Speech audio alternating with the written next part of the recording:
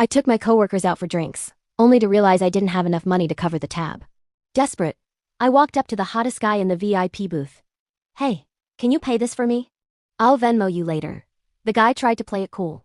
"Miss, do we know each other?" I snatched the drink right out of his hand. "We don't. But ask your bodyguard how many times he's called me for a favor. I've saved your ass enough times. Can't you return the favor once?" The bodyguard immediately covered his face with his hand and confirmed everything, which I appreciated because I had absolutely been prepared to describe the toilet bowl incident in full detail to a VIP booth of strangers if necessary. Luke Vance's friends leaned forward with the collective energy of people who had just been told a myth might be real. They explained the phenomenon to me as though I hadn't already lived it 6 times. When Luke drank, he became something between a feral animal and a force of nature, attacking anyone who came within reach, having once nearly snapped someone's arm in half, and having sent another person to the hospital for 2 months with multiple fractures. The doctor's diagnosis was hyperdefensive instinct, a clinical way of saying his subconscious trusted nobody when his inhibitions were down and acted accordingly.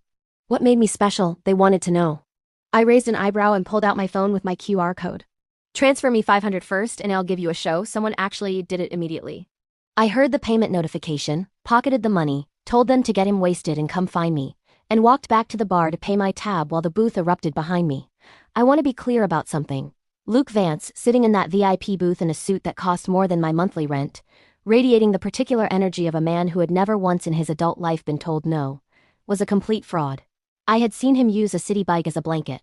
I had photos. The photos were not flattering. The gap between the man on the asphalt and the man in the booth was so large it was almost impressive, like watching someone perform a character they'd invented entirely from scratch and had been playing so long they'd forgotten it was a performance. I found this deeply funny in a way I had never been able to fully explain to anyone. It had started 6 months ago on a Tuesday night when I was leaving work late and found him sprawled in the middle of the street, fully unconscious, using a city bike as both mattress and blanket, muttering about being thirsty. I was terminally online and the scene was objectively hilarious, so I took a video. Then I got closer and registered the face, which was even slack with unconsciousness and reeking of alcohol, genuinely unfair in its construction. I gave him water from my bottle, which he accepted with the surprising obedience of a very large, very drunk toddler. When he showed no signs of becoming mobile, I went through his phone. Face ID worked perfectly, extremely easy when they're asleep, and facet-timed, the first contact on his list. I pointed the camera at his face and explained the situation. The person on the other end did not ask for a location. He screamed at me to back away 5 feet immediately, which I found dramatic, and then threatened my life, which I found deranged. And then I hung up and sat on the curb to wait because I was not going to leave an unconscious person in the street regardless of how unhinged his friends were. He relocated his head to my thigh and slept like he had been personally guaranteed safety there, which he had not, but which his subconscious had apparently decided on its own authority. The friend arrived in 10 minutes and looked at the scene.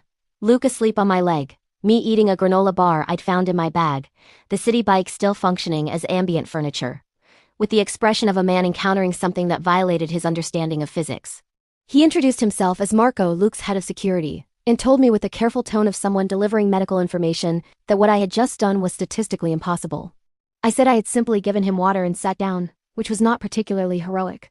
Marco said I didn't understand that the last person who had tried to approach Luke in that state had ended up with a dislocated shoulder, and that he had never once in 4 years of doing this job seen Luke allow anyone to touch him when he was drunk. I looked down at Luke, who had now fully wrapped an arm around my knee in his sleep. I said, "Well, he seems fine." Marco took approximately 40 photos on his phone before he woke Luke up. I assumed that was the end of it. It was not the end of it. 3 weeks later, Marco called me at 11:30 at night and said Luke had gotten out of a work event extremely drunk and was in a hotel hallway refusing to go to his room and had already thrown a house phone at the wall and was threatening the furniture. He said he had tried everything. He said, "Is there any chance?" I said I was in my pajamas. He said he would send a car immediately. I said the car better have good seats. It did. I arrived at the hotel, walked down the hallway, said hey, and Luke looked up from the floor where he was sitting with his back against the wall and said, "Oh," and got up and went to his room. Marco stood behind me in complete silence for a moment and then said, "I've been doing this for 4 years." I said, "I think he just needs someone who isn't scared of him." Marco said, "Everyone is scared of him." I said, "I've seen him use a city bike as a blanket. It's very hard to be scared of someone after that." Marco sent me $500 as a thank you. I tried to refuse. He said Luke had pre-authorized emergency response payments, and this absolutely qualified. It happened 4 more times after that. Always late, Always Marco calling with the particular exhausted desperation of a man who has tried every other option first. Always a car with good seats. Always Luke being inexplicably calm the moment I showed up, and inexplicably cooperative in a way he apparently wasn't with anyone else on Earth.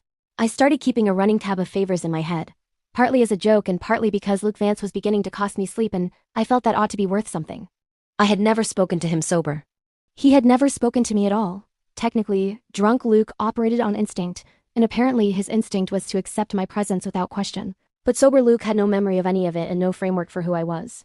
Which was why, when I walked up to his VIP booth and asked him to cover my tab, he had looked at me like a stranger. Because to him, I paid the bill and sent my coworkers home and walked back to the booth to deliver the show I'd been paid $500 for. I found Luke's friends enthusiastically trying to pour drinks into him and Luke not cooperating at all. Which was interesting. He was watching the door, I realized. He had been watching for me. The moment I appeared, he stood up, grabbed my wrist with the decisive grip of a man who had made a decision, and pulled me out of the club and into the back of a Maybach before I had fully processed what was happening. The door shut hard enough to shake the frame.